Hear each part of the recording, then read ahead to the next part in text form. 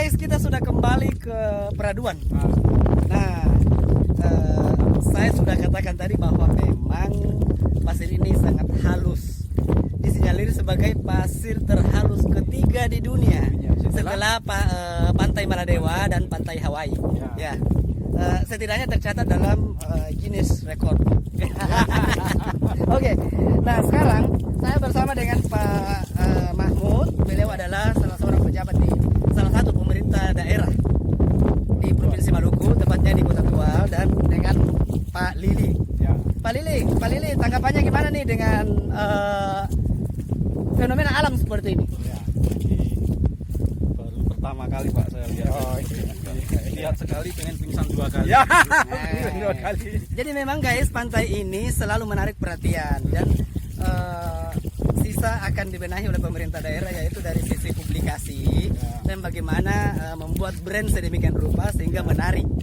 Karena perlu dipahami bahwa untuk menjadi salah satu destinasi wisata yang bisa diunggulkan ke depan, ada 3 hal yang pemerintah daerah harus benahi. Yang pertama, setidaknya itu diistilahkan dengan 3A.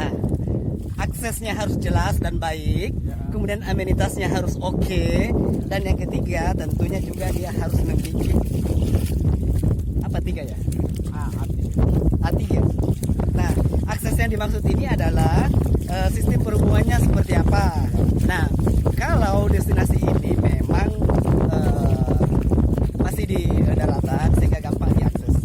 Kalau Anda berada di kota Jakarta dan Pasar atau mungkin di Surabaya, maka Anda tinggal terbang ke Makassar, Ambon, dan dari Ambon langsung ke Bandara Kirkes di Ibra atau Bandara Tual, Dumatubun di Tual. Nah, bagi Anda yang berada di Papua itu lebih gampang lagi. Anda bisa dari Jayapura langsung ke Ambon, dapat diakses dengan berbagai maskapai. Nah, namun dari sisi aksesibilitas ini kami sampaikan bahwa memang pesawat yang masuk ke Tual dan Maluku Tenggara ini untuk menjangkau destinasi ini hanya menggunakan pesawat baling-baling. Itu ya, yaitu jenis pesawat ATR 72600 atau 72500. 72600 atau 72500. Walaupun sebelumnya sempat Airbus pesawat Boeing 737 seri 500 yang dimiliki oleh Sriwijaya Air sempat membuka penerbangan langsung dari Makassar ke Tual, namun karena tingkat okupansi penumpangnya menurun sehingga kemudian dianggap tidak menguntungkan bagi para maskapai. Nah, sekarang Pak Lili, saya kembali ke Pak Lili. Setelah menyaksikan seperti ini, apa yang ada dalam benak Pak Lili? Ya jelas saya kepikiran untuk bawa keluarga saya ke sini, Mas. Saya paling suka itu main air. Air pantai putih yang sangat halus kayak tepung ini, Mas, ya. Luar biasa. Dan ini memang banyak, bahkan di tahun 2017 Kabupaten Maluku Tenggara berhasil mendapatkan penghargaan sebagai dari Kementerian Pariwisata, yaitu kategori surga tersembunyi. Nah, surga tersembunyi yang dimaksud ini adalah salah satunya yang ini dia. Kita berada di surga tersembunyi. Jadi ini bagaikan kepingan surga yang dihamparkan di muka bumi, kemudian manusia bisa menikmatinya sebaik-baik mungkin. Baik, yang kedua termasuk tadi, kalau tadi A itu adalah akses, yang kedua sekarang kita lihat amenitas. Ternyata guys, bukan hanya akses yang sudah mudah ke sini, tapi juga amenitasnya cukup memadai. Di antaranya ada villa yang menyediakan berbagai hal, ya. Dengan menyewa sekian ratus ribu villa per malam, maka Anda sudah bisa menikmati destinasi wisata menarik ini. Ini sesuatu hal yang sangat membanggakan. Pak Sek, tanggapan Bapak? Ya, tanggapan saya dalam hal kunjungan ini sangat menguntungkan, terutama silaturahmi antara kita pemerintah daerah dengan pemerintah pusat.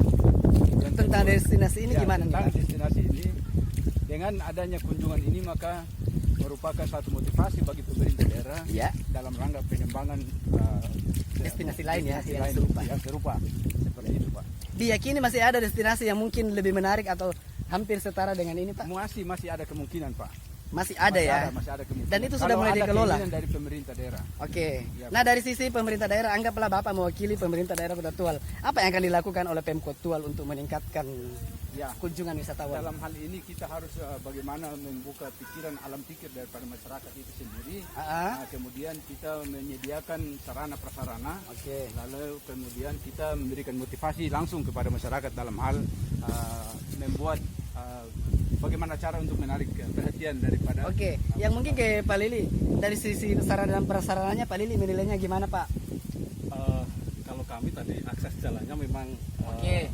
agak gimana begitu ya Pak ya. Belum Cuma- maksimal ya. Ya, tapi Oke. tadi malam diterangkan Pak Ses, Oke. ternyata memang akses itu yang diinginkan Yang oleh diinginkan para oleh wisatawan para terutama yang Mancanegara. ya? mancanegara begitu. Iya, iya, Jadi iya. masih rawan gitu, masih Ya, alami. Masih asli. Tapi dari sisi keamanan memang akses jalan ke sini memang dijamin 100% aman ya. Namun untuk kehalusan dari badan aspal jalan itu memang belum bagus karena memang diinginkan seperti itu supaya kemudian tempat ini tidak akan menjadi lalu lintas yang padat bagi semua orang. Salah satu faktor. Karena wisatawan mancanegara memang menginginkan